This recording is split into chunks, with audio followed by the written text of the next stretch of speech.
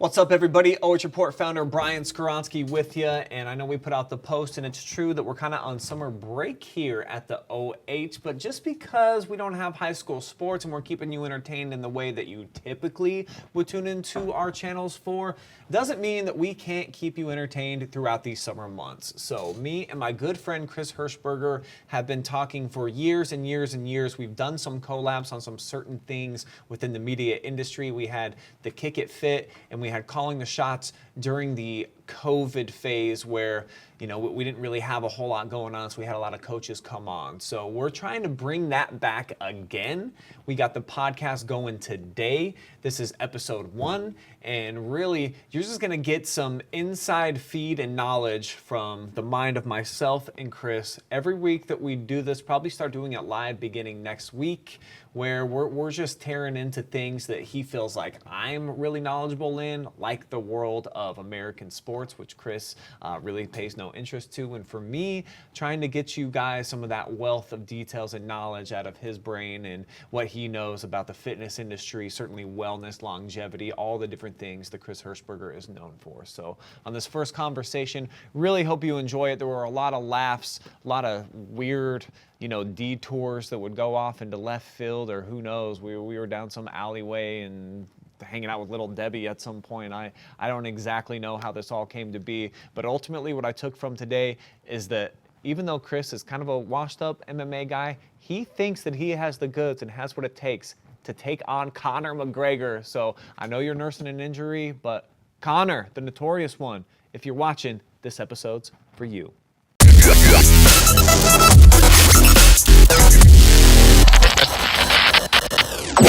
Just seems so long overdue, me and you getting together, life always getting in the way. It's like peanut butter and jelly, but they're like in opposite like ends of the kitchen, and they can't ever find their way to just hang out and be their true perfect selves. Yeah, and it's like the peanut butter is like falling off the bread.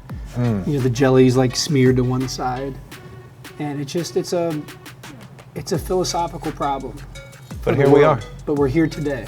And if you're my peanut butter, and indeed I am the jelly, I'll consume peanut butter off of the floor. It's that important to me, it's that delicious, and I just can't wait to be more involved. Listen, Smuckers, this has got nothing on you. I just want to tell you. Okay, I'm good. All right, get that out of the way. We're good. All right, no tissue is going to be necessary here today. Bringing Calling the Shots back. This is great, man. We've been talking about for a couple of years of how can we bring each other together to the table, and that's all we decided to do here. We put a lot of structure in place in the past and decided, you know what, let's forgo all that. Let's not have no fancy graphics or even any idea what we're about to do. Let's just spitball. It's for the birds. Yeah. It's for the birds, and I think that, I know with you come up with some of the best material. You know, I've always enjoyed our conversations on and off camera, and I'm very confident that you're gonna nail this improvisational thing. Well, what I love is that you're great at that, and you told me last night, you're like, you know what, really no game plan, no script. Oh, that, I mean, the hair too, and just the glasses, the entire physique, the chassis. It's like one of those muscle cars that's a classic forever. That's enough. That's good. And just being able to be on my toes a little bit, but you know me, I'm so structured with what I do that I wrote down the 4 topics that I have for you just because I want to make sure that they come out exactly right. And I know for you can keep all the marbles up here, but you can keep them corralled like they got like their own little baby gate.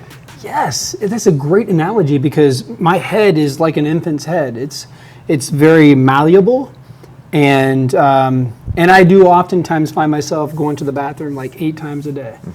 So, you've been twice since we've been here. I'm telling you, man, this tea, it's powerful.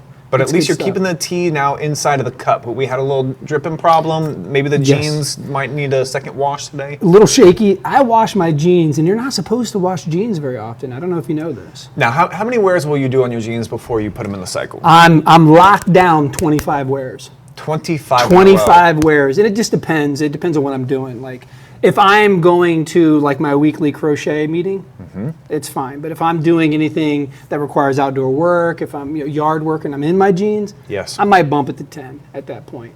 But as far as the inside stuff, 25. I'm a 25 guy. Wow.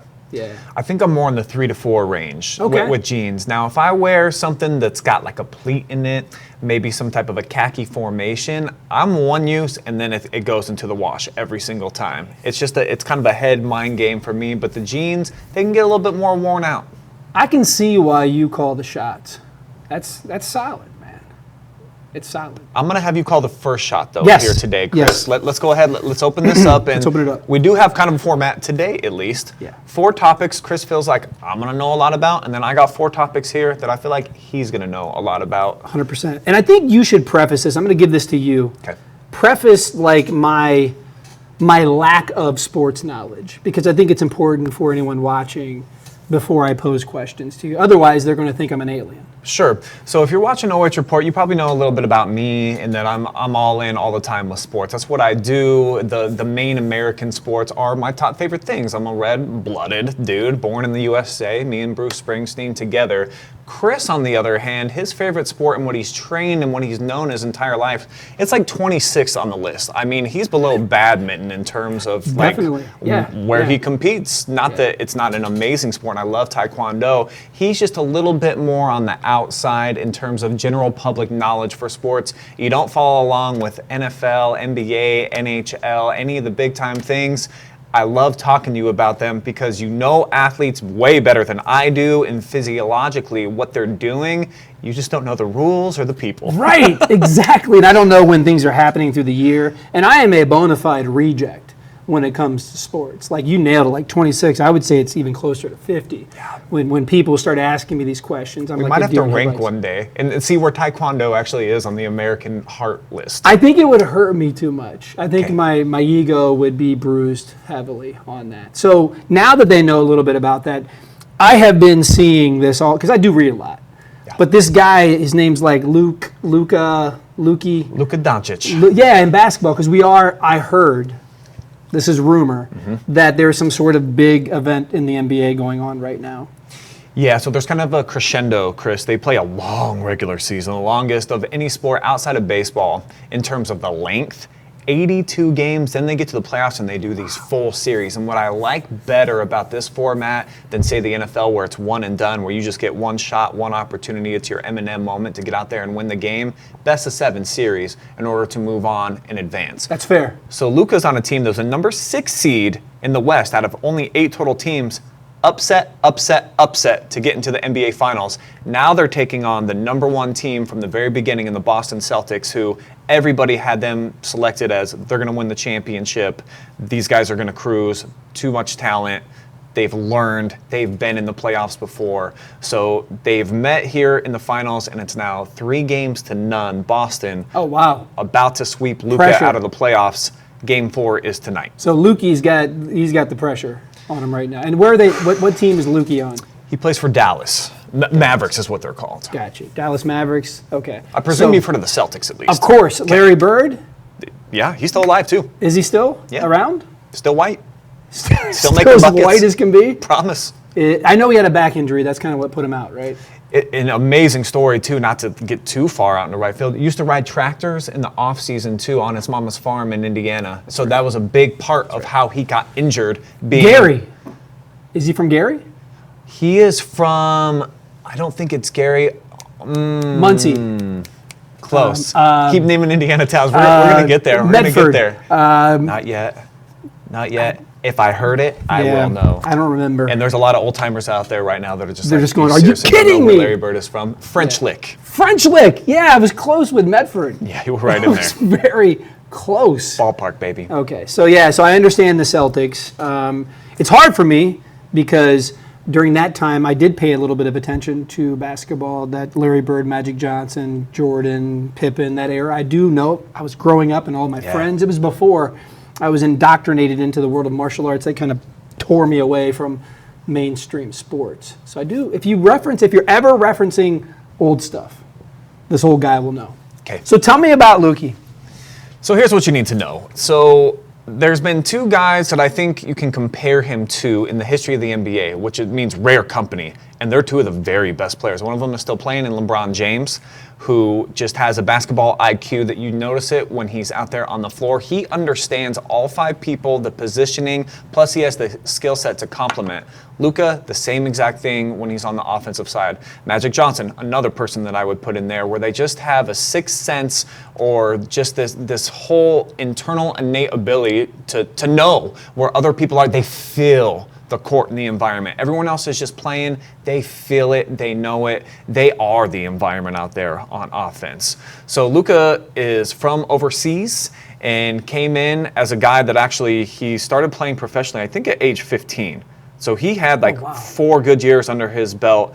It was like being a seasoned college player when he actually came over to the league. Finished, I think, 3rd in the MVP voting this year. And in the playoffs this season, he's leading everybody in points, rebounds, and assists. Now, granted, he's played the most games of any player out there. However, his contribution and his ability, it's second to very few in the history of the game. He's a good athlete, it sounds like. That's what's interesting, is that, of course he is. He has to be a good athlete, but if you watch him, he's been dealing with a lot of injuries. He looks very labored just getting up and down the floor. He's been getting killed right now in the national media for his defensive prowess here during the NBA Finals, because he's maybe not being the full great athlete that we would anticipate one of the greatest of all time to be. So that's the debate that's going on with Luka Doncic right now, is he's defensively such a liability. Is his offensive game, which is the best of anybody in the NBA, in my personal opinion right now, does that offset like his lack of effort, energy, and all the things that come with being a defensive guy? He's throwing up his hands a lot. He's expecting the officials to bail him out. So it's a really unique situation for him to be in at this point in his career, leading in all the statistical categories, gets a team as a number 6 seed all the way to the NBA Finals. He's been great. He's been getting his flowers so far until the last couple of days. Now it seems like the entire narrative has turned on him, and it'll be interesting to see how he comes out of this.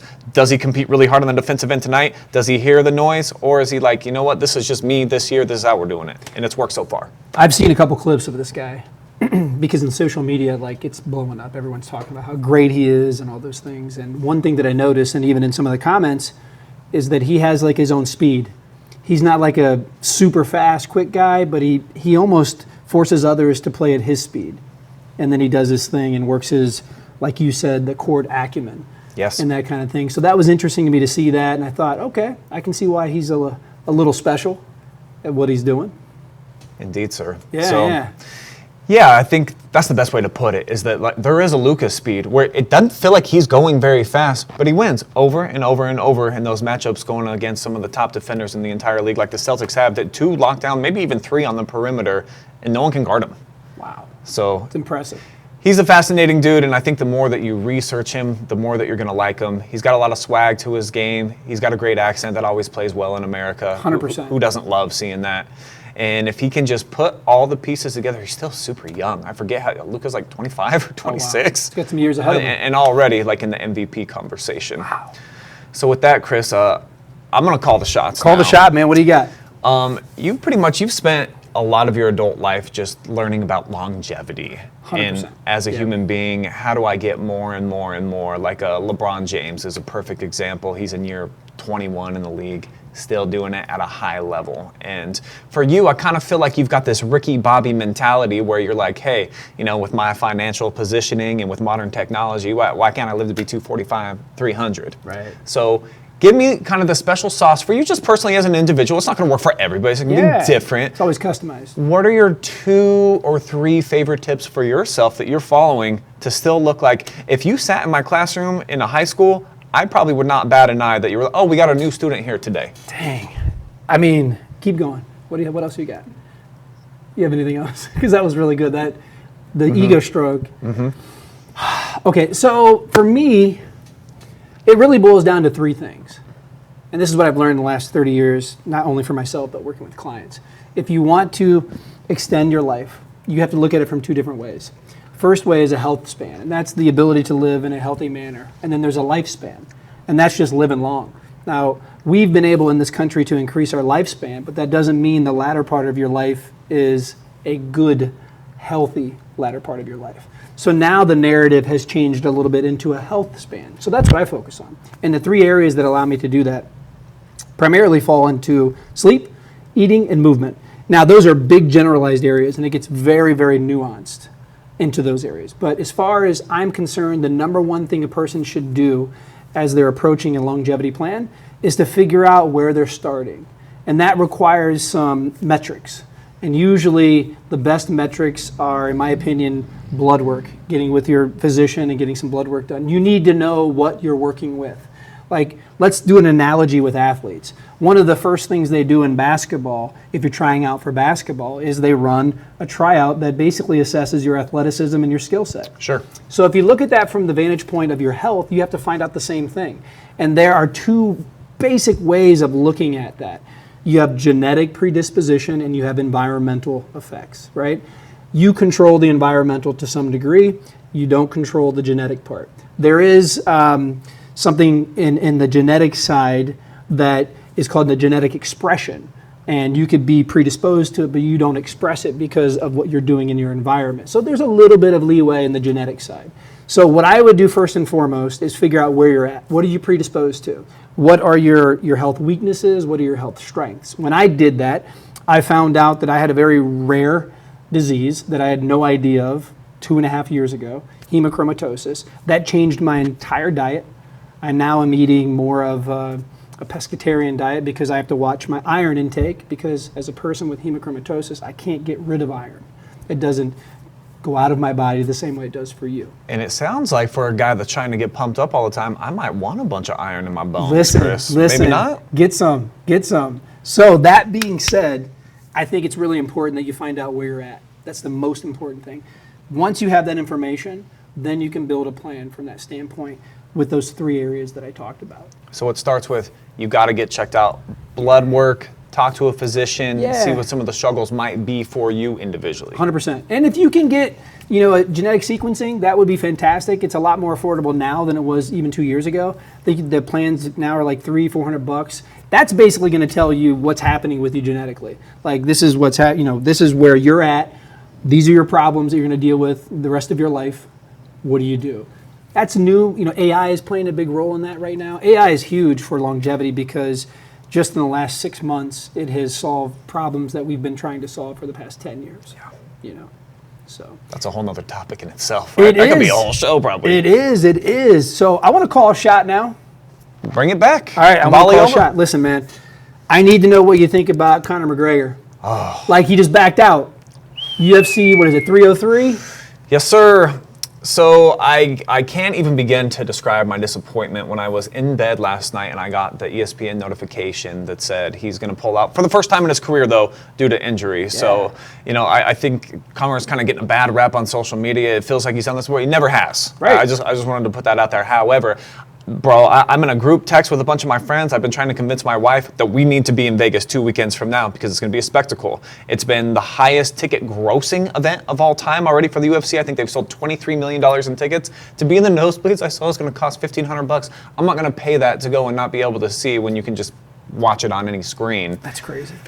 But I'm increasingly disappointed because Conor, I think, is 36 now. Yeah. So he's not that he's getting too old to compete, but for him, he's only fought a couple of times since that Floyd Mayweather fight and since COVID and everything. So we kind of need to get this now before he gets into another rough movie role like Roadhouse, which he was okay in, but he's, I think, better to the fighting in the sports community if he's actually competing. So my opinion is that I'm bummed. I'm probably not going to go to Vegas now. He's changing all of my plans. And basically all overnight. If you would have asked me yesterday, I was going to be pumped up. Yeah. I was might go get a McGregor tattoo across my belly button and everything. Not no more.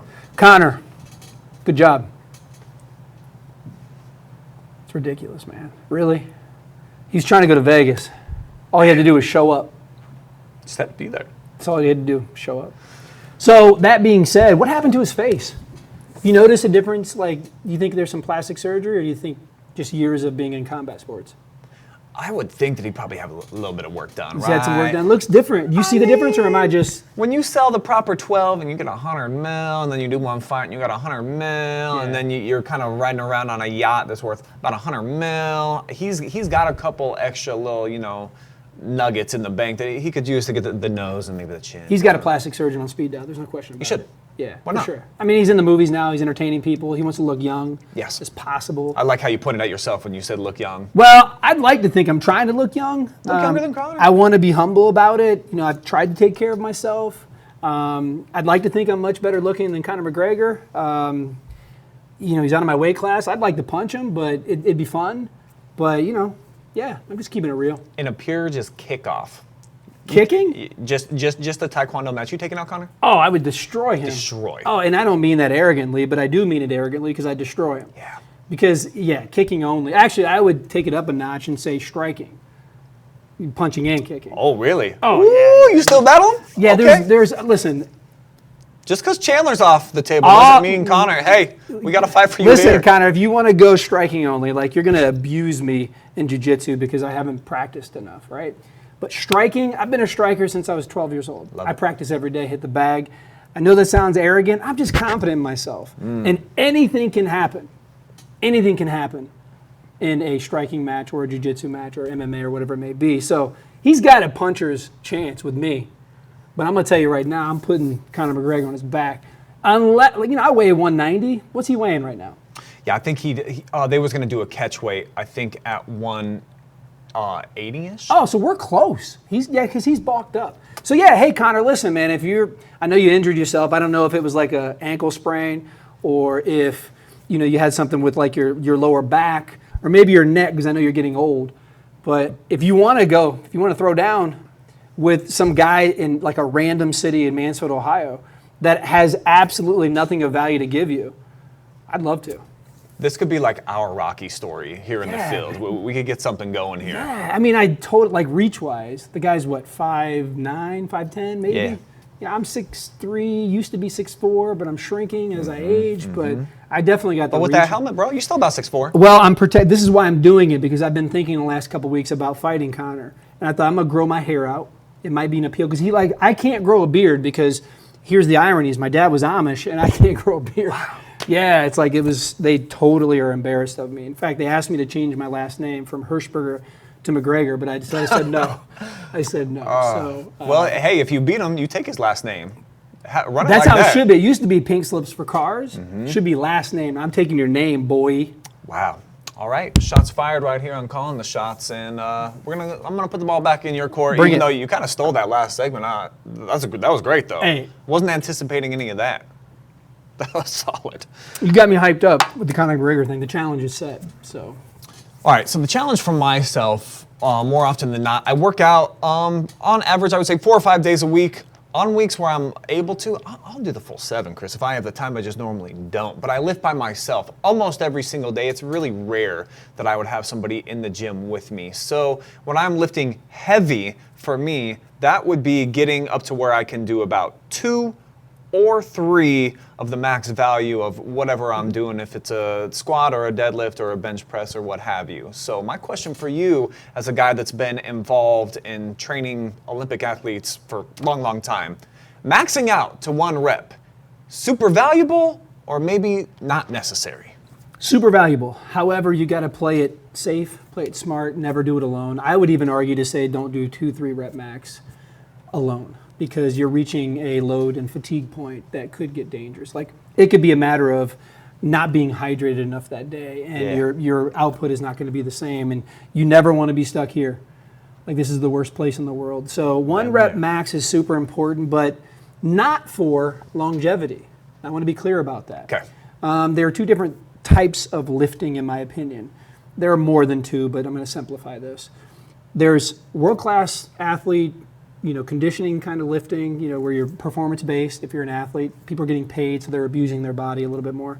And then there are people that are just lifting to maintain a high and maximal level of lean muscle mass. Sure. That's longevity. One fact of the matter is, in the longevity circles, and they're finding this more and more in the studies here recently, you live longer the more lean muscle mass you have. Now, a lot of the gym bros are going to be like, whoa, yeah. The problem with just focusing on that is you have to realize your heart is a muscle as well. And if you're not taking care of your cardio, then you're basically falling prey to the number one killer in the United States, heart disease. So to answer your question, 1 rep max is important from a performance standpoint, but I don't do 1 rep max. And I'm a person that takes great pride in almost being 50, and I can do 25 pull-ups, and I've got a benchmark that's set pretty high, but 1 rep max is not a part of that for me because my lean muscle mass is there. The risk versus reward is not good in my opinion, because once you start doing 1 rep max, it's great for the ego, but it's not great for the joints, the body, ligaments, and things like that. So I feel better knowing that I'm getting to my 2 and 3, and I can keep moving up the food chain, just not being able to get that one where I know specifically 1 shot, 1 kill. What's the deal? It's this weight. Not that important, but if you're an NFL lineman that makes or breaks, the idea of pushing somebody as hard as you can, that one play, that 1 rep max, that explosiveness and having that load is super important in developing that power. But, we're not doing that. At last I checked, you and I haven't been pushing each other around. Now you said lean muscle, like when you kind of like look at these now things, you're breaking out the tats. So now, it makes them look bigger. Yeah. Probably, right? Yeah. That's why I got them. I'm just glad you don't have the barbed wire. Because that in my time... Don't look at my lower back. It was kind of the thing in the early 2000s. Yeah, in my time, yeah. Yeah. So wait, you have a barbed wire and like a tramp stamp barbed wire? If you see me out running these streets, you might know. Gotcha. Hey, I want to say as an aside real quick, as a person who's been pushing healthy lifestyle for the community and individuals, corporations my entire life, I'm super impressed by how you have, and your lovely wife, have been able to motivate your family to be what I would consider a movement family. People that do things together. I just saw something on Facebook where you guys did a family run. Yes. What was it, like almost 3 miles, somewhere around there if I recall correctly? Yeah, I mean, me and my daughter, who's now a sophomore in high school, this was, to my knowledge, that I was really trying to think of the first time that she's actually ran at my pace. And we went slow, we hung out, we had our earphones on and stuff.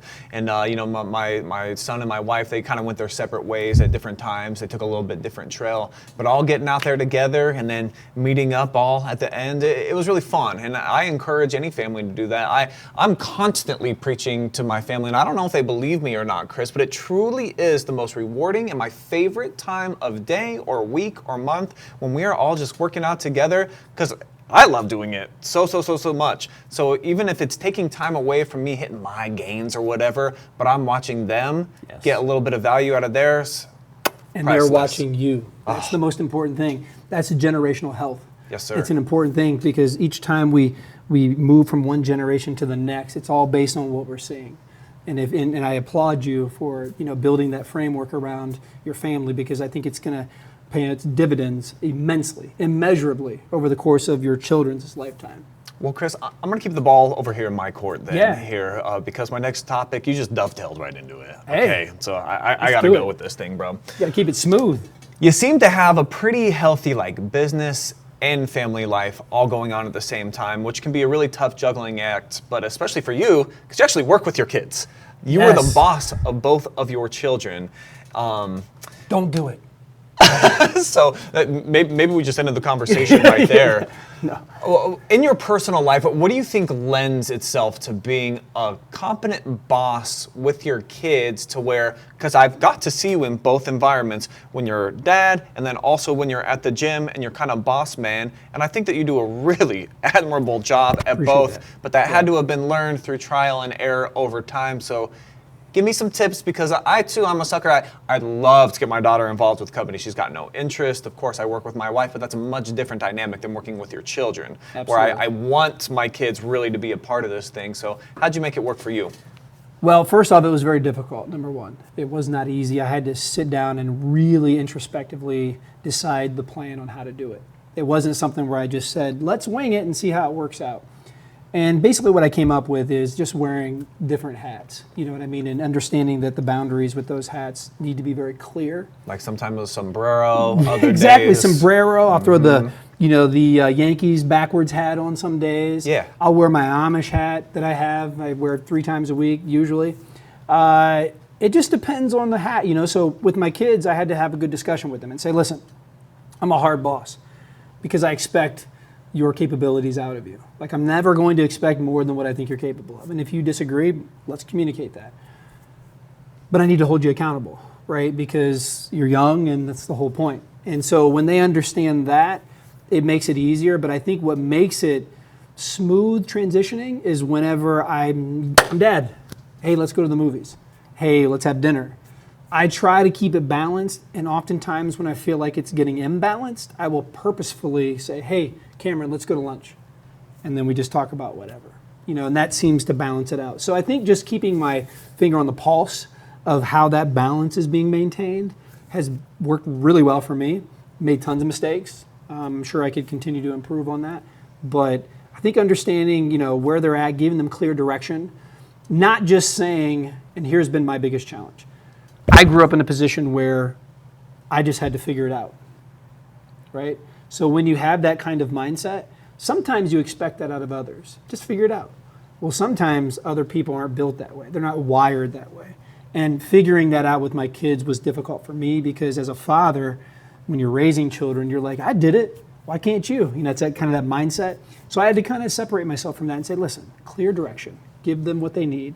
And if they deviate from that, make some course corrections. Sure. But it's been good, and I think they're in a position now where they're working elsewhere because I really wanted them to have that experience. So they understand the difference, number one.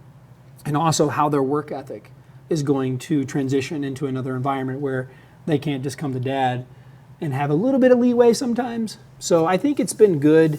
Very difficult, though, for me, because I am the type of person that overanalyzes things. Sure. And I tend to think that I'm a little too rough on them, and they might be harboring some. I really hate that guy, the boss. Hopefully not Dad, the boss.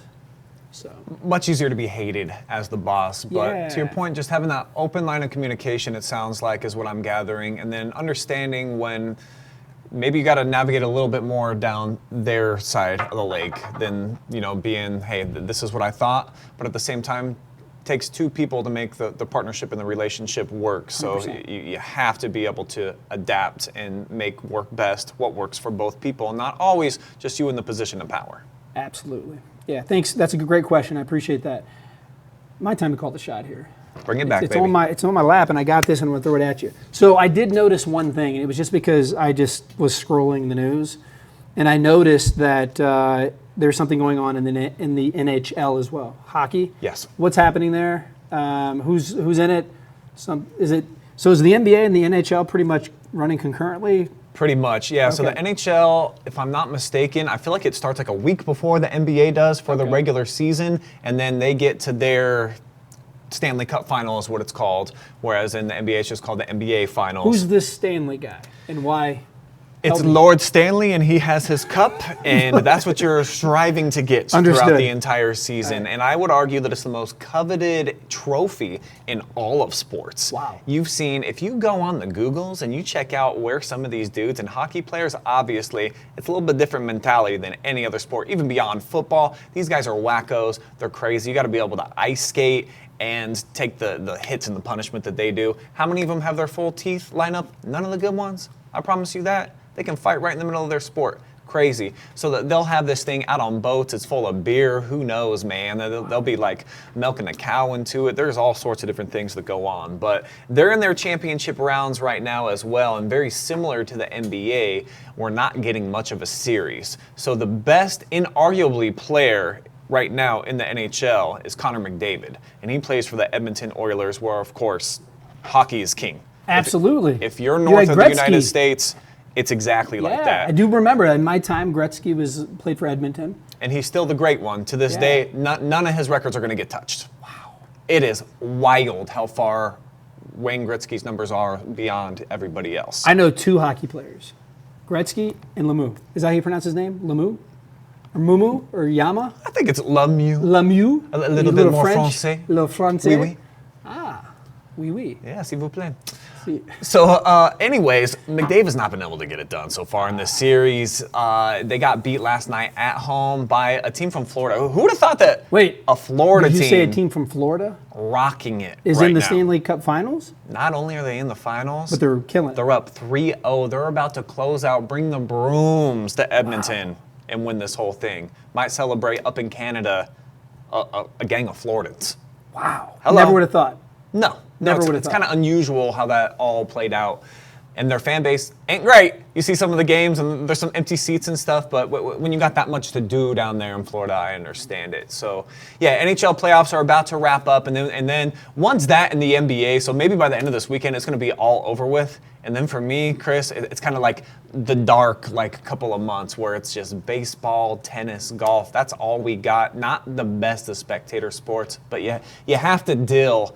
NHL is fun though for me. I do gotta say that I've watched more playoff hockey this year than I've watched maybe entire hockey my entire life in the postseason.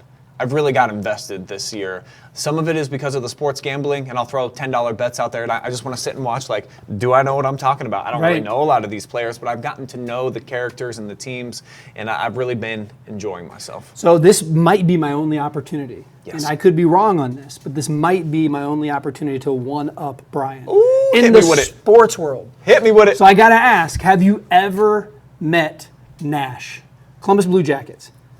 Because I have. No. Because I have, Brian. I've met Oh, Nash. That's right. And we hung out for about 20 minutes and talked. Awesome guy. I was watching one of the games. We had cultural sports exchange from the country of Jordan. Yeah. And one of the highlights, we were going to take them to a hockey game. Well, one of my friends is the president of the foundation of the Columbus Blue Jackets, and she so kindly hooked us up in one of the boxes. Nash came down, met everybody.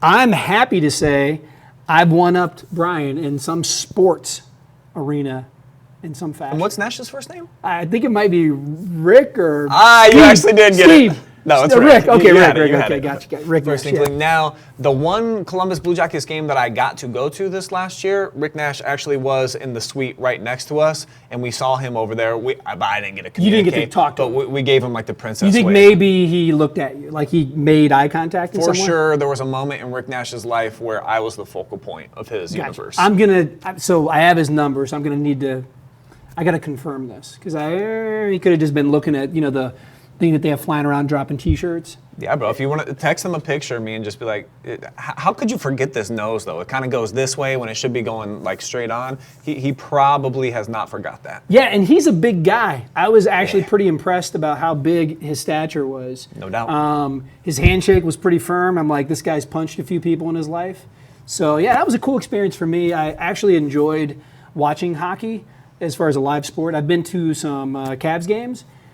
I prefer hockey, I think, from a spectator standpoint. It's a really good live, just overall intake, I would say. Yeah, I got to go to a handful of hockey games for the Avalanche when I was growing up. We got some free tickets, some solid seats.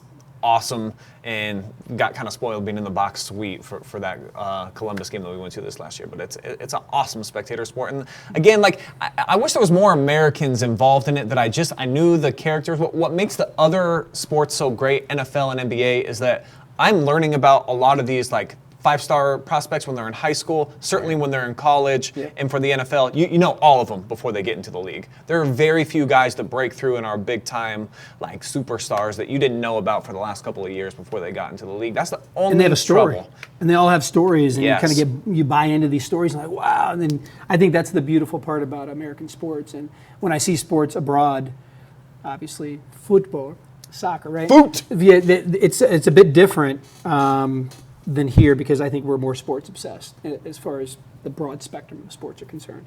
But it's nice to see people learning about the stories of these athletes and their life, and people know about LeBron James and his upbringing and that kind of thing. I think that's exciting. That's what's offered through that. Now, I do have a follow-up.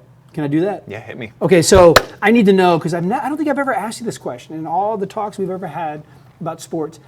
Who, in your opinion, is the greatest athlete of all time? All time, history, greatest athlete. And give me one reason why. This is a big one. You're going to get hammered on social media on this. Yeah, I don't like being asked that I have to transcend all the different sports and then package them into one little pool. And You then want a criteria I just for get it? to pick one. Will that out help of if I there. give you a little bit of criteria? Yeah, help me, benchmarks? help me. So, most athletic, dominating, Okay. clutch, really, really delivered when it was the most difficult time possible. And also, I would say the last thing is adopted a winner's take-all mindset. Wow. Well, now that you lay out the criteria, Chris, all roads lead to one MJ, Michael Jordan. I don't think there's any question when you start questioning not only just the God-given ability and then what did you do with it and then how did you work harder than everybody else and then what was your overall psyche when you were playing the game. Jordan was it. He's still the standard for, I think, any sport. The Last Dance, maybe the best documentary that's ever been put out about an athletic conquest that Michael Jordan was able to do along with those Bulls teams. He was bigger than sports when I was growing up. Even if you didn't care about the NBA or basketball, any of it, you still wanted to be like Mike. You wanted to be out on the playground, getting your yellow Gatorade down, whatever flavor it is. Nobody knows, or maybe the blue. I don't even think blue was invented back then. But I would say that Jordan would be the number one guy that he's it. He's it. You know, my top few, Tiger Woods also falls into there just because of the dominance, and there was a certain part in his career where he was winning more often than he was not winning. That's so unusual in golf until what Scottie Scheffler is doing right now, where I think he's won 6 of his last 8 starts. So he would be right up there, and then Wayne Gretzky too, but I wasn't buying into hockey yet. I just know of the legend of Wayne Gretzky, and I've watched some highlights, but I followed Michael Jordan. We came up like where he got into the league like the year I was born, and then that's all I knew as an adolescent was that he was the GOAT. And I think he continues to be that today. And I don't think you get a lot of argument out of people. Now, he represents winning. He represents the idea, the pinnacle of athletic achievement. He represents that in many ways for people. He used to go play 18 holes of golf in the morning after a workout already that he put in at 4 a.m. And then he'd show up at the practice and then he'd go play the game and then lift after. And I get excited when I get like 15,000 steps on my Apple Watch. Facts. Yeah, it's like really this dude's killing it. Absolutely killing it. He took it to another level. The movie Air was fantastic, by the way. Did you see this movie? Loved it. Would highly recommend that movie to anyone. I'm kind of a movie buff, so I love movies. Air was fantastic. Gave you a behind-the-scenes idea of how the whole shoe deal came to be, and also how Jordan kind of invented that entire business model for what has transcended, I think, sports since then. And now that's a whole other piece of the puzzle too. That if you're just putting athletics aside, Jordan was that. He laid the groundwork for everybody now that's getting the shoe deals, or 100%. We want a percentage of the company. We want stock options. I don't think anybody that was dribbling a basketball or kicking a soccer ball were thinking about that from a business mentality. They were just like, "You're going to give me money to wear your shoes? Bring it. Exactly. We'll take it."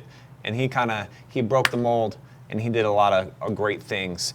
But let's go from one GOAT to another. Yeah. Tom Brady recently just put into the Patriots Hall of Fame. I think deservedly so. He should be in every Hall of Fame. Period. Even for, like lip syncing rap. He should be in that Hall of Fame. That's what we're about to look at. Because social right? media has blown up on this. Like, he's getting invited to every cookout across the country just based on this lip sync. And of course, you get Jay-Z to come perform at your Hall of Fame ceremony. Who does that? Could you imagine if Not me. if Tom Brady shows up at your backyard barbecue? Yeah. Stop it. And he comes in. Let's go ahead. Hit that clip. This is Chris's clip for the week. I am a different man, and I can blame my environment, but ain't no reason why. Hands up. Look, he's lip syncing the lyrics to Jay-Z rapping live. Just making eye contact. He's got the Yeah. shades on. Neither of them can actually see the whites of the other's eyes because too cool for school, but I don't like dudes that way. But he's hot. pretty sexy. Yeah, he's a hot dude. I think maybe if Jay-Z get a little bit more conditioner up in some of them dreads, he too kind of, maybe not the most handsome guy, but he's got that swag. Yeah, he definitely has swag. There's no question about it. And his wife's Beyonce, so he's doing something right. Come on, baby. Right? So did we have the audio playing for that song? We did? Can you name that tune? Actually, I cannot. And I'm a huge Jay-Z fan and I'll tell you the reason why. I wasn't even paying attention to the lyrics. I was so focused on Tom Brady. Just coming out. Because he was coming out just owning it. He's like, this is my ceremony. I had lip sync this because I'm that guy. Right? That's it right there. So I wasn't even paying attention. I couldn't tell you if it was on, Millionaire and they said the final question was, what was that song? I bet I know it, but I couldn't tell you. Boom, boom, boom. Ladies and gentlemen, this is a public service announcement. That's the name of it. Boy, I was addicted to that Black album when it came out. Oh, the Black. Kidding. Listen, talk about greats, and this is a bit of an aside. Jay-Z is without question one of the greatest rappers, lyricists of all time. Where you put him on your hierarchy? Oh man, that's people are going to expect me to say Eminem. Every person expects a white dude to say that, but I'm big with Rakim, like go way back. Rakim, Storytelling. Q-Tip, Tribe Called Quest. I was into that, 80s era, early 90s. But if I'm going to name like the best all time, that's tough, man. Like I got to put like Jay-Z and Tupac up there. I think Eminem, if you're talking about just straight lyricist, he's number one. Like I don't think anyone owns lyrics as well as he does. Writes, performs, whatever it may be. Yeah. But as far as like influence on the game, albums, all those things, I think, man, Jay-Z was like, he's up there. Nas, of course, you gotta say something about Nas. I wasn't a big Biggie fan. I had a couple songs, but I don't feel like, I think he's overhyped. I don't feel like he hit the industry quite as hard as some of the other rappers. But Jay-Z's up there, man. And it's not just because of his fame, and his wealth. Because I'll go way back and talk about Dre and all those guys. And you gotta mention Snoop Dogg because he brought the early game. And Jay-Z's actually, he's about OG like them. He's only a couple years. Exactly. He's not after far them removed. guys. Yeah, he's not far removed. So for what he's done in the industry, if you take that into consideration, I think Jay-Z's definitely contending for number one. But if you get technical and start talking about lyrics and lyricism and all that kind of stuff, I got to put Eminem, Lil Wayne up there because these guys really owned it. I'm not really, and the young people are going to be mad about this, but I'm not into Kendrick and these guys. I know the beef between Drake and all that kind of stuff. I've read a little bit about that, but I'm old school with rap. How about you? I like the beef right now between Kendrick and Drake.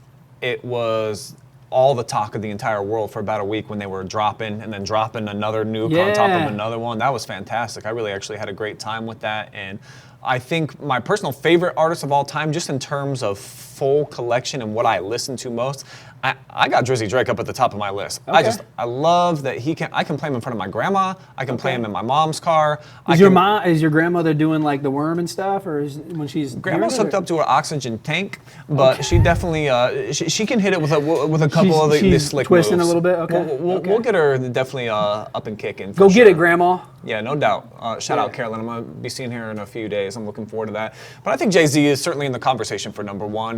Because what he did that I think that a lot of other hip hop artists fail to, or at least the rappers, like he was legitimately selling drugs, working the corner, and then had just one of those upbringings where he had to make the money off of some, let's say, untaxable type of merchandise thing. So to go from that, and then he crossed over into pop, like in his first, I think 5-6 years in there, it was just like, I don't give a shit. I'm making money. Yeah. So Businessman. what? So what if I'm singing with Jay-Z. Beyonce or Destiny's Child or brought on Rihanna and all the other different people that came on with Rockefeller, and I love too his story and his passion, how he kind of kicked Dame Dash out and was just like, nah, I'm kind of the breadwinner here, so kick rocks and I'm gonna take this thing to new heights. Yeah, that story I actually watched a documentary on. Very interesting. Yes. The dynamic in that.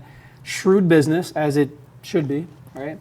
One thing I was excited for more than anything during the Kendrick and the Drake thing, is that it took the attention away, at least momentarily, from the Terrence Howard stuff. The 1 × 1 = 1, 2 times divided by 3 to the third power. I haven't listened to that episode yet. I've just seen a couple of subclips.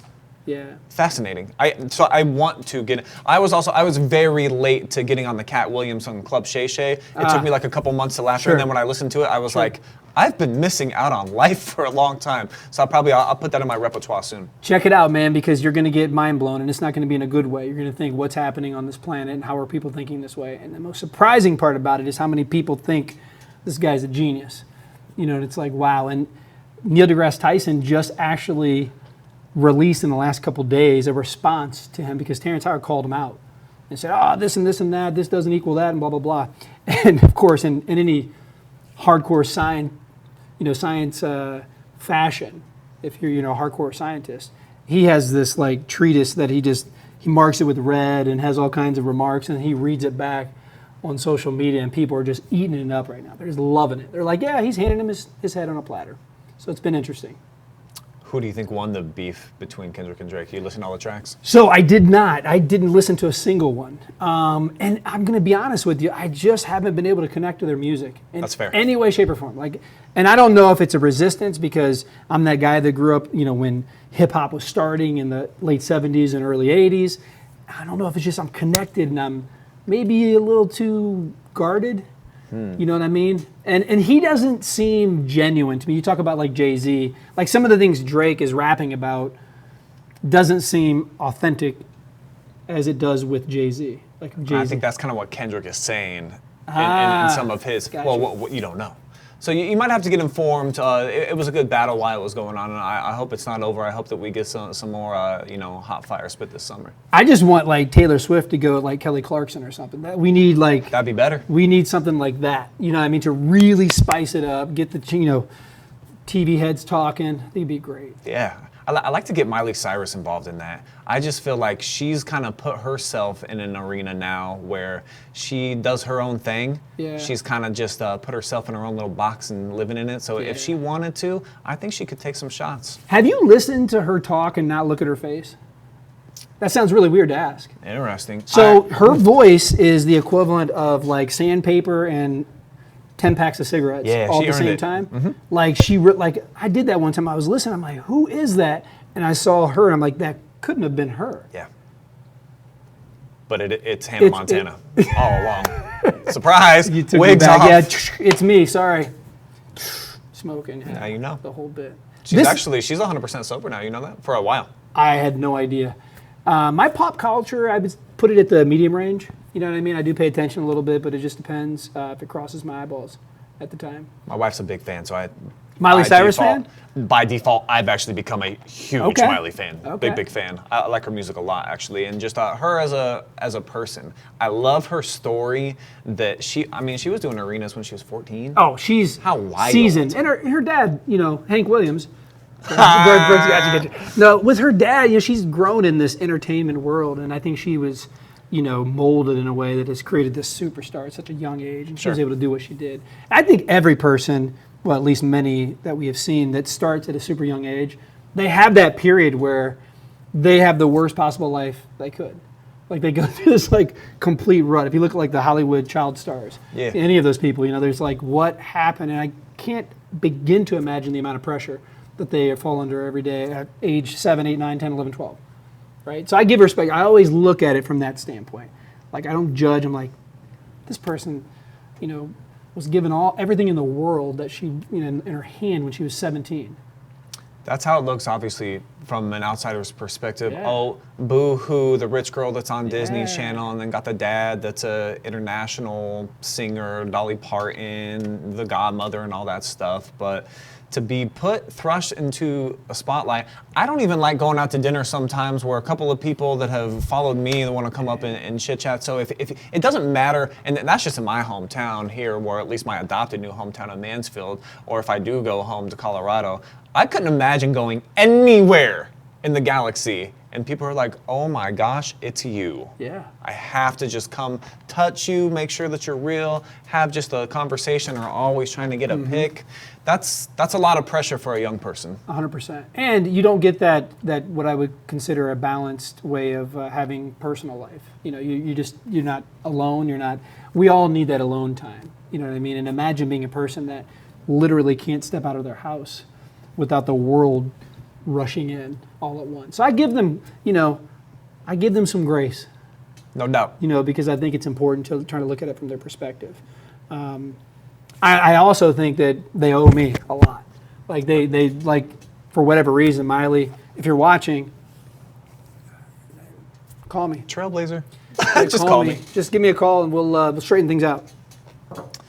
Yeah. All right, Chris, I'm going to call one last shot here Okay. on you, okay? Hit me. I've known you for a long time now, and I've always been very impressed with your eating habits and your just ability to actually be disciplined. Every time I've sat down for a meal with you, I've never seen you order no dessert. It's really rare that you actually even get carbs on your plate outside of we ate today, and you had a couple of pieces of toast, but you had to go with the wheat, toast. Yeah, of wheat toast. course, Yeah. and you never overdo it. So to get to that point, I'm sure it was really hard, but I'm sure it's even harder to put off the cheap meals that people like myself, I'll allow 1 or 2 a week. So for you, how often does a cheat meal come up? And then if you have one that in terms of like total gross that you've done the most, what is that for you? Yeah, so for me, I can say this is kind of like a public service thing or maybe a confession, but growing up, I was deeply, deeply, deeply in love with Little Debbie. And she was the love of my life. And I mean, we went through a lot together. We shared nights, late nights together, early mornings. Ooh. Yeah, lunchtime. So she stayed the night a lot. She was with me all the time. You were unwrapping her. Yeah, she would hit me with the Nutty Buddies all day long. Oh gosh. Right? And you probably hit her right back. I did. I really did. So having that kind of dysfunctional nutrition growing up, it created a really challenging process for me, because once I realized as an athlete going into my late teen years that food is fuel, I had to make some changes, right? This is something that was predicated upon having any athletic success. So made those changes. The problem is when you're a world-class athlete and you're training 6 to 8 hours a day, you can consume thousands of calories. And then when I retired at about 26, I stopped working out for 6 to 8 hours, but I was still consuming the same amount of calories, even though it was sometimes very good food. So I did have a time from age 26 to about 27 and a half where I was 250 plus pounds. Can't even picture. What are you now, like 180? 185, somewhere around there. That's a really good weight for me. But when people say, you know nothing about losing weight, and I'm like, I was a little tubby. And I have pictures to prove it. Maybe in future shows we'll bring it up so I can really get humbled. Yes, please. And show you the gargantuan man that I was at one time. So that being said, I really looked at it from a functional standpoint. And what you have to tackle when you're making major changes to nutrition is your habits, or are your habits, right? Like what kind of habits are you living by? And what you don't realize is most people are just chasing dopamine. And food is a tool for dopamine. Like I'm feeling stressed, I need to grab something, give me a sugar boost or a carb boost, dopamine starts going, I'm happy again. Once you get a handle on that and you start changing the way you perceive food, then it's easier to make some changes. Now, I don't do a cheat day, I call it a reward day. That's because better. Because cheating has a negative connotation, like, oh, I'm doing something wrong. I'm not doing anything wrong by adhering to moderation. It's a reward day. So every Friday, which is today, I had some wheat toast. Ooh. And I'm about ready to have my dessert for the week. And I do it right. I give me a piece of cake. Okay. I'll get me maybe a donut. Or maybe a costada at Relax across the street. Wow. Something that's going to be like, okay, this was good. I enjoy food. I'm a foodie. But I like to eat well. And sometimes it's difficult if you tangle in emotions and food. So I try to detach that as much as possible. Now, this is a quick aside, but what I would say was the biggest tool for me in my process of adhering to a better nutritional regime was becoming a stoic, learning about stoicism, because it teaches you how to kind of separate your emotions. And if you learn to separate your emotions during a time when you're supposed to be angry, then you learn to separate your emotions from eating. So when I feel that feeling like I'm stressed, I'm like, I need something, I need that dopamine, I go find an alternative measure to get it instead of grabbing food. So that's the single best advice that I can tell people, but it's a process. And you have to recognize the cues around you. If you are a person that, if you go home and you have Little Debbie's, cupcakes, everything on the counter, and you expect to be able to have the willpower to fight that every day, you lose. It's not going to work. So being a master of your environment is the most important thing. Not to say you can't have this stuff at home, but don't make it convenient. Don't make it so accessible. You'd be surprised on how just 3 steps more to get something will give you time to say no. People don't realize it. I'm like, just put it behind the other stuff. And you'll go, I don't feel like going all the way. And that'll help you that way. So being a master of your environment, understanding your cues, my best piece of advice for that. Wow. That was a lot to digest. Yeah, I mean, I didn't mean to kind of start it with my love affair with Little Debbie, but I'm still working on that in therapy. She's been haunting me for years. I can't go to gas stations She's because a of hottie, her. though. She's everywhere. She's got those honey buns. I mean, whew, come on. Get out of here. Yes, sir. Some of those circle cakes. Man, Jesus. I'd be fudging around with her all day long. Chris, I've got one last thing that I want to show you. And I think you got one more for me too? I got one more, but go ahead. You got Yeah, one? yeah. I kind of want to show you a video because in line with what you've done your entire life, you know, you got these athletes that can do phenomenal things. I've been to some Cirque du Soleil. Am I saying that? Cirque du Soleil. I think there's Soleil. an S. Yeah, there's an S in there. There's okay. Cirque du Soleil, yeah. And I've seen people like hold each other up like one arm and then the one hand and they can kind of go sideways and then I don't know, they almost like contort their bodies like they're like creatures, not human beings. But I saw this viral video that had about 40 million hits yesterday. 40 million on Insta? I saw this on Twitter. Okay. And I was like, is this possible to actually do? You tell me. So this is obviously, this is a street illusion, and the dude in the brown shirt, sitting, kicking back. Look at how casual he is. So not a whole lot of strain, and people aren't even that impressed. They're just like cruising by. When I saw this, I had to instantly, now that one obviously, that's far-fetched. But just the sitting, I tried it right after I seen the video. It ain't happening, son. No, that's definitely assisted. So I've seen some of these done in the past, and he basically has a brace behind his lower back. So it gives him leverage to be able to lean back like that and kind of kick out his legs and whatnot. That is, as you said, an illusion. It doesn't require an exceptional amount of athleticism. Hopefully he's making a great living at lying to people and being a total disgrace to humanity. But outside of that, you know. I know what it is. It's a box with mirrors. Oh, he's doing the box mirror thing? Because No, it looks that like actually, I saw how, like, once you see, like, the behind the scenes, you're like, okay. Like, and it's not that great. One the box mirror, at least this guy wasn't. I stand corrected if it's the Well, box let's see it, mirrors, but but- to me, you can see in his back. You see where his shirt is? Yeah, let's nice. Look, see how that's tucked funny? Yeah, There's so it's like, there's something in there. There's a brace of some sort. You can see right there a little bit where he's leveraging from his back to behind his quads and his hammies. yeah, I believe his left foot, since he's got that mat there, he's actually got, like, it's like a brace that's titanium, like you was saying, and it goes back and it's a seat underneath his butt. Yep.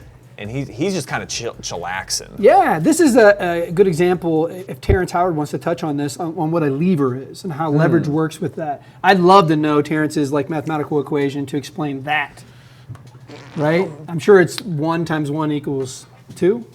But in your belief system, from what you've seen and you know, can a person do that without the apparatus? I believe, physically speaking, no. I think that there's going to be some sort of illusion. I've not seen it. Now, I've seen some amazing feats from monks and also, you know, other people across the planet, but it's always been physically explainable. You know what I mean? It's like, okay, this guy just has amazing endurance. Like, there's a way he's able to hold this one-legged stance for 10 hours, right? That's impressive to me. But I've never seen anyone levitate. You know, I've never seen anyone do that, defy the laws of physics. I saw Chris Angel fly, so I mean, I'm in a different category than you, my see, friend. I guess, I mean, you beat me with that. Rick Nash is no longer a thing. Like, you saw Chris Angel fly. Right over my head. Right over your head. He let a dove go out of his jacket, he flipped a coin right into my drink, and then he just took off. He was gone. Bye. I didn't know what to make of my He situation was like- or my life. He was like an air mermaid. He kind of swam Brother, away. I was like Joe Biden a couple days ago at that concert where that second gummy just hit me and I just couldn't believe where I was, and my Lord, that man's flying. He's flying. I got to see this. Do you have any footage? They don't let you bring your phones in there and take pictures, right? Is that right? I don't think that they No allowed you to phones, do yeah. that, which, Yeah, which 'cause- is for the best. Yeah, because you can't verify it then. You can't see the invisible monkeys and stuff like that. And I was going to go see him again here in a couple weeks, but Conor McGregor pulled out of the fight. So now you got to battle with my friend over here, and you got more problems on your hand than just Chandler. Okay? I'm telling you, I know Chandler's, he's a good martial artist. He's a fantastic martial artist. sure. But I would tee off on Conor McGregor's head. I'm looking forward to that fight a lot. Yes. OH Report needs to have the exclusive pay-per-view on that. I think to make it like really nostalgic, we should have it at the Richland County Fairgrounds. Perfect. Right where they have all the jockey races. Yes. Put us in the middle. Yep. And if you want, put scorpions and alligators and stuff on the outside. Boom. I'm telling you, pay-per-view. Hit me up. Connor, I know you like to make money. We don't even have to like disrupt what's going on in the track. If you got one of those like harness things going on, we just need Just the do it middle of the during. infield. Yeah, that's true. Let the It's all horses good. go. Because why? Who are we to get in front of a jockey race? I'm not gonna. That's a good point. Yeah. Conor McGregor. So what? Organizers at the Richland County Fairground. You know anybody? You hearing Any us? board members? I'll find out. Okay. We'll get this moving. All right, let's keep the show moving. We got Yes. one more topic. Throw it at me, man. I'm really interested. Yeah, I need to know your thoughts on the Olympics. It's coming up. Like, do you have a sport that you're really, really excited about? And do you have an athlete within that sport who you're like, gold medal, can't wait, I'm going to watch even if it's at 3 o'clock in the morning because our coverage is horrible here in the United States? I really do get into two things that I'll never get into except for every 4 years. And that's swimming and that's track and field. Okay. I don't care. Outside of Katie Ledecky, I don't know the names. I don't know the people. I will learn throughout the coverage, throughout the course of the Olympics, who these people are, what their background is, why I should care, where they come from, what they've done, blah, blah, blah. And those are two that I really like focusing on. Now, Michael Phelps, he brought that out, I think, in Americans for many years. Competed in 4 Olympics, and all he did was just absurdity, gold medals He's a every couple. time. What are you, 18 golds? 18 golds, yeah. Something outrageous. 18 golds. Ridiculous. So that set the stage for my just liking of watching swimming, and it's fast. It's in and out. It's kind of like the sprints too. That's why I like them. Yeah. It's like there's a buildup. Done. It's 30 minutes, and then it's almost like Kentucky Derby. Boom. 19 seconds, and that's it. And then you can get back on with your day. So those are two sports that I really get into, but only during the Olympics. Now, granted, I know that basketball's playing, and probably not going to get into the women's, but for the men, LeBron's going to be on the team again. This is probably the most stacked team in terms of name power that we've had on an Olympic team since maybe the Dream Team in 1992. That's huge. It's been a long time since we've had this many bona fide superstars. That's huge. Like Steph and LeBron's going to be playing together. It's going to be magical. Yeah, that's amazing. That's You even know those names. Oh yeah, I know those names, and to see them represent the United States at the Olympics is such Special. a huge thing. You know, for a long time, people have been talking about how our basketball team has declined, and internationally, we've fallen down a little bit. But what do you think? Gold medal? I don't think there's any question with the roster they've put together. Okay. We have by far the best basketball athletes on the planet. It's just getting the right team put together with the administration, and I think they've done a fantastic job, at least this go around, because we didn't win at the last international competition. I think USA even finished bronze. We didn't even make it to the championship That's exactly game. right, yeah. So that was kind of like a fire underneath the butt of like the LeBrons and the Steph Yeah. Currys of the world and the Dame Lillards that are like, you know what, we should probably get out there, compete here for several weeks, and then who doesn't want to be a part of an Olympic team? I don't know anyone. What I a mean, special thing. There was one guy that I knew in middle school. He was like, I never want to be an Olympian. He that said guy. that was like at the end of the school year, they had to say what we were going to do over the summer. And he was like, I don't ever want to be an Olympian. I'm like, you're weird. So that was the only time I've ever heard that. Yeah, I wonder what he's doing right now in Mom's basement. He's definitely playing video games. I know that much. Roblox? Probably so. So, lastly here on that, OH.report covering the Olympics. What do you plan to do? I want to plug OH.report covering the Olympics. What kind of coverage would you expect? Brother, I got to tell you this. I put all of my eggs, and I'm not just saying these words, and I don't even mean this to be as an undercut. But Are they organic eggs? They were fresh farmed, farm to table, right in my own backyard. I was 100% in on the Natalie Hershberger train. We were going to follow her to Paris. We were going to be there behind the scenes. We were going to watch her win gold. Yeah. And I know that it's through things that nothing she can do about it and the training and all that. But that was going to be our coverage. Do we care about anything else? No. Do we care about our girl winning gold? Of course we do, and we wanted to be there for the whole thing. So the fact that we don't have like our true star here in our own backyard, our coverage will probably just be me and you chit-chatting here. Chit-chatting about the Olympics. That'd be Yeah. great. We can pull some like really, rare moments of the Olympics and talk about stuff that maybe you and I don't even know about. Like I'd like to get in some what are the new sports, like breakdancing, right? Oh, really? Is I that don't a know. gig? Like, I'm hope. pretty sure. I hope. I'm pretty sure I saw it. I'm not sure if it's this Olympic go-around or the next one, but breakdancing is in. I can get I don't into know that. if it's in LA in 28 or not, but breakdancing is coming up. Like, I have a mean head spin, like, especially with this hair now. Yeah. I've got like a rug to protect my cranium. Wow. So I'm wondering if there's time. I still have a whole quad to train if it's in 28. Brother, it's not too late. All right, well, let's do that. I'm excited about that. That'll be, and thank you. I want to say this publicly. Thank you to Brian and everyone at OH.Report for always supporting Natalie in her Olympic endeavor.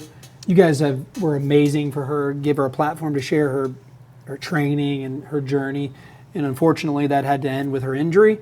But life moves on, and we want to show you the gratitude that you guys deserve. Thank you for that. And same, you guys, every time that I had an interest in, hey, I want to tell a story this week, you guys always, welcome me in to the training, always got great interviews, and she was exceptional from the time that she was 9 years old, I think, whenever I first interviewed her. Always very well spoken, put together, and we'll miss watching her compete, but who knows, man? She's still, what's she, 21? She's 20. 20! Yeah, she's Bro, got she time. might get back on the horse here in a couple Yeah, years. she could be and who knows? breakdancing in 4 years. Oh, You yeah. never know. She could be. She's got a mean wave. She can do that one pretty good. Finger digits and everything into it. It's exceptional. What's your go-to dance move? Like you're out on the floor, it circles up, they push you out there, you're on the spot. Well, see, I was a child that grew up with the show Pee Wee Herman's Playhouse. So the Pee-wee. that one shoot. on the toes. I spent a couple summers practicing that, and the time I tried it, I actually broke my ankle. Oh, So dancing career over. great memories. Yeah, it was like, apparently you got to be in great shape to do what's his name? Paul Rubin. Yeah. The late, R.I.P. R.I.P. Pee Wee's Playhouse. Whoop, whoop. Cherry was my favorite. So, Well, Chris, before we wrap up this first episode of Calling the Shots coming back, I gotta know because the process, it's happening right now. Brother, you are moving, you're packed up, you're in boxes, things are in storage sheds, and your whole life is kind of changing right now because of your environment from what you've been comfortable with. How long did you live in the previous house? many years. A long time, Super right? many, super lots, years upon years. I don't. And now you're in a new place. Now I'm in a new place. But it's not just that. It's like I dedicated the last 15 years when Natalie came to me and said, hey, I want to go to the Olympics. She was 8.5 years old. Yeah, you got a couple different things right So now things, that are things just just totally... kind of transition. So I basically built my life around getting my daughter to the Olympics, and I'd do it again tomorrow. Sure. That course. sacrifice, as a father. You'll do anything to help your children fulfill their dreams. And I had kind of a unique ability to do that because I was also an Olympic Taekwondo coach who trained her and kind of brought her up through the process. But now it's over, and there's a bit of a gap, because a lot of my identity, even prior to training her, was an athlete and then a coach, and now I'm kind of like, okay, it's me now. It's me time. Yeah. So the first thing I could think of is we got to get calling the shots back. Like, so that was numero uno priority. Like, we got to get this back. This gives me fulfillment. I can talk to people. I can talk to you. We can learn. I can learn about sports because I have 15 years here of for you, sports baby. to learn about. Like, it's been gone, like a gap. I need with you you. to fill my gap. That sounds really weird. I'm I thought sorry. that was Little Debbie's job, or vice versa. Yeah. Okay. Yeah. Well, I'll take you to dinner first. Please. So yeah, I'm excited doing that and still doing. I do a lot of speaking. I talk to corporations and companies all over the world, domestically and abroad. It's a wonderful thing. I love inspiring people about longevity and wellness. Great at it. And appreciate that. And so I'm staying busy, but we just moved and kind of chaotic time. Right now you're putting boxes here. I don't remember. Like, I haven't found a pair of underwear in 3 days, and so these jeans are not meant to be worn without underwear. So maybe not 25 wears on these before they hit that They're cycle. going to be washed, maybe 23. Deal. Yeah, I think that'll cool. be good. So yeah, I appreciate you giving me well wishes and the positivity because it's a little bit of a transitional time for me. So That's what we're out here for, calling the shots, trying to make things bigger, better for everybody out there, and maybe serving some type of a purpose to the galaxy here with our Yes. shared combined knowledge. So Jelly is back with peanut butter here Yes. today. The Smuckers gang. That's right. Making it happen. That's right. Get your milk. You need milk after a peanut butter and jelly sandwich. It washes it down well because it can get sticky. Perfect way to end.